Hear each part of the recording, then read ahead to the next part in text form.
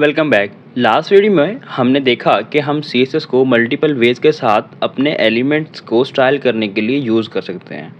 अपने इस वीडियो के अंदर हम सीखेंगे कि हम जो एलिमेंट्स अप्लाई करेंगे उसका सिंटैक्स क्या होगा, जिसे हम सिलेक्टर बोल रहे होंगे, जो कि हमारे पास मल्टीपल टाइप्स के होंगे। फर्स्ट ऑफ ऑल हम यहाँ पे क्लास सेलेक्टर की बात करते हैं। हम क्या करेंगे, एक एलिमेंट के ऊपर क्लास का एट्रीब्यूट डिफाइन करेंगे और उसका जो स्टाइल करने के लिए सिंटैक्स होगा CSS की फाइल में वो कुछ इस तरह होगा। हमने जो यहाँ पे नाम डिफाइन किया होगा वो यहाँ पे आएगा। अगर क्लास है तो उसका डॉट लगाएंगे हम। साथ में हमारे पास करली ब्रैकेट्स को ओपन करेंगे और फिर ऐसे एंड पे क्लोज कर रहे होंगे। अब इन ब्रैकेट्स के दरमियान हमारे पास वो सारी की सारी प्रॉपर्टीज़ आएंगी जो कि हम उस एलिमेंट को स्टाइल करने के लिए यूज़ कर रहे होंगे। लेट्स सपोज कि मैंने कलर को चेंज करना है तो मैं कलर की प्रॉपर्टी चूज़ करूँगा।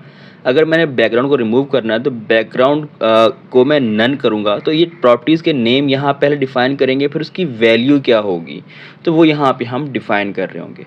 ठीक है, अगर इस तरह बात करें अभी हम आईडी, हमारे पास जो सिलेक्टर होगा आईडी क्या होगा, हम एक आईडी का एट्रीब्यूट डिफाइन करेंगे, साथ में फिर उसका भी एक नाम डिफाइन करके आएंगे, उसको यहाँ पे हम रखेंगे और आईडी के लिए हैश का साइन यूज़ होगा।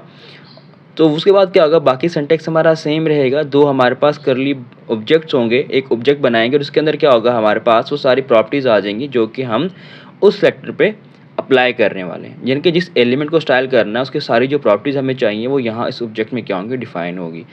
आगे आने वाली वीडियो के अंदर हम वन बाय वन इन सबको प्रैक्टिकली एक्सप्लोर करते हैं। तो चलिए यही स्टार्ट करते हैं।